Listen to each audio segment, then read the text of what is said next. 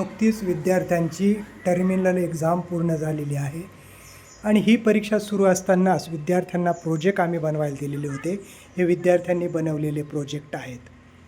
बघा, जी काही कल्पना पोरांना सांगितली ती क्रिएटिव्हिटी सर्जनशीलतेमध्ये विद्यार्थ्यांनी उतरवलेली आहे आणि त्याच्या बौद्धिक कौशल्याने जी त्यांना हिंट दिली त्यानुसार हे प्रकल्प सर्व पूर्ण केलेले आहेत.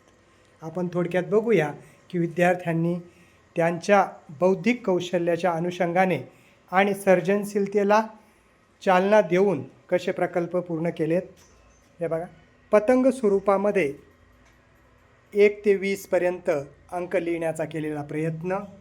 हे झाडाच्या पानांच्या स्वरूपात मानस आगोणे, ओवी अमोल शिरोडे या विद्यार्थ्यांनी पूर्ण केलेला हा प्रकल्प आहे. या अजून विद्यार्थ्यांनी पूर्ण केलेले प्रकल्प आहेत.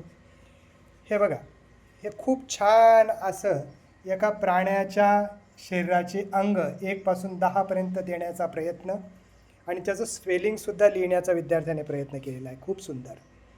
हे बघा, गुनगुन सिंग या विद्यार्थीने बनवलेलं. पवन दीपक पाटील या विद्यार्थ्याने 3 प्रकल्प पूर्ण केलेले आहेत. मानस आगोणे या विद्यार्थ्याचा हे बघा, ती सुंदर प्रकल्प पूर्ण करण्याचा अवनी सुशील मगर या विद्यार्थिनीने पूर्ण केलेला प्रकल्प आहे. पवन दीपक पाटील याने पतंगाला 50पर्यंत अंक देण्याचा केलेला हा प्रयत्न. खुशी देवरे, वेदिका सुनील पाटील या विद्यार्थिनीचा हा प्रकल्प. गुनगुन सिंग, दक्षिता सचिन शिरसाट या विद्यार्थिनीने फळं त्यांची नावं आणि त्याचा एक चार्ट बनवण्याचा केलेला प्रयत्न. चेतन पाटील या विद्यार्थ्याचा प्रकल्प. दीपश्री भूषण पाटील या विद्यार्थीचा प्रकल्प.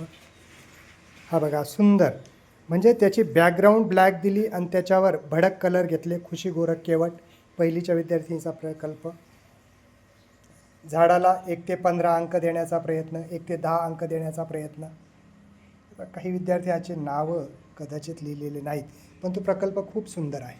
हा सुद्धा मस्त प्रकल्प बनवला आहे की तुम्हाला जो अंक आहे. प्रणित संदीप दळवी या विद्यार्थ्याने बनवलेला. नंबर शिवम योगेश्वर पवार या विद्यार्थ्याने. हे बघा, हा सुद्धा खूप सुंदर प्रकल्प आहे. हे बघा, ह्या पद्धतीने विद्यार्थ्यांनी हे प्रकल्प पूर्ण केलेले आहेत. सर्व विद्यार्थ्यांचे हार्दिक अभिनंदन. आमचा एकच प्रयत्न आहे यातून की विद्यार्थ्यांना त्यांच्या स्वतःच्या बुद्धी कौशल्यावर प्रकल्प पूर्ण करता आले पाहिजेत.